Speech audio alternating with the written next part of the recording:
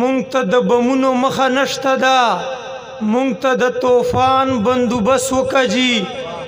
مونږ پښتانه داسې سر خوړلی یو مونږ چې وجنې ځان بندوبست وکړه جي. دلته د حق خبره مه کوه په دار به دې کي، دلته د حق خبره مه کوه په دار به دې کي. لکه بټو لکه ضیا دا پاکستان دی جناب. ته څه وایې چې ما په زړه به څه پاتې کېدو چې شپه وه او باران او جانان نه پاتې کېدو. نو خاورې به منزل ته رسېده کاروان د مینې، په سر به د کاروان وړ ړانده پاتې کېدو. نو خاورې به منزل ته رسېده کاروان د مینې، په سر به د کاروان وړ ړانده پاتې کېدو. او جنون صاحب شعر ده چې زه به د دې کښلو محفلو له ځکه نه تلم، له ما نه به مې اکثر پکې دا زړه پاتې کېدو. زه به د دې کښلو محفلو له ځکه نه تلم، له ما نه به مې اکثر پکې دا زړه پاتې کېدو. څه خپل اخلاص او سراسره مور پلار دعاګانې، چې خپل اخلاص او سراسره مور پلار دعاګانې، دا ځکه به زما په برخه ښه پاتې کېدو. او دا بازې به په ما خپتن خپه و، خو دا بازې قسم د تماشې له به مې ښه پاتې کېدو. او دا بازې به په ما خپتن خپه و، خو دا بازې قسم د تماشې له به مې ښه پاتې کېدو. بس تا ته به ایستخیل مګن خدای درکړم کني یاره، ښلي مې په تمه ووته پاتې کېدو.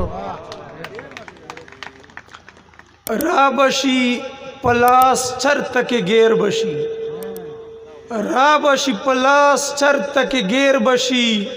خیر غواړه خیر زړګیه خیر بشي. نوی تل ځوانۍ وختونه دغسې، یوه لمحه دوران وي اوسن تیر بشي.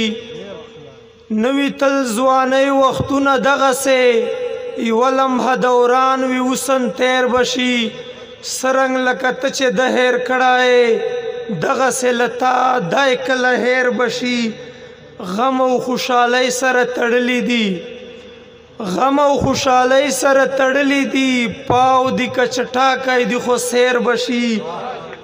او دا خو پلار نیکه راته پاتې دي، دا خو پلار نیکه راته پاتې دي. سوال نه پیدا کېږي دا چې غیر بشي. ما د زړه غمونه خپل را جمع کړو، ما د زړه غمونه خپل را جمع کړو. زه سترې خبر ومه چې شعر بشي. او اوري چې غزل ما با ایستخیل مګن، اوري چې غزل ما با ایستخیل مګن. اوی د محبت په زور او زیر بشي.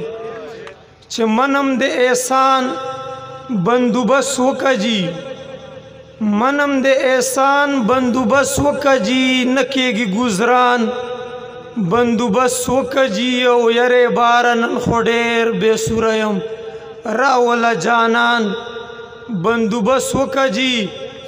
مونږ ته د بمونو مخه نشته ده، مونږ ته د طوفان بندوبست وکړه جي. مونږ پښتانه داسې سر خوړلی یو مونږ چې وجنې ځان بندوبست وکړه جي. مونږ ته د بمونو مخه نشته ده، مونږ ته د طوفان بندوبست وکړه جي. مونږ پښتانه داسې سر خوړلی یو مونږ چې وجنې ځان بندوبست وکړه جي. او زړه مې د ستم په غیښو وویشته، اوس یې د درمان بندوبست وکړه جي. او دا د با ایستخیلو مګن لاړم خو ما پسې ارمان بندوبست وکړه جي. والسلام.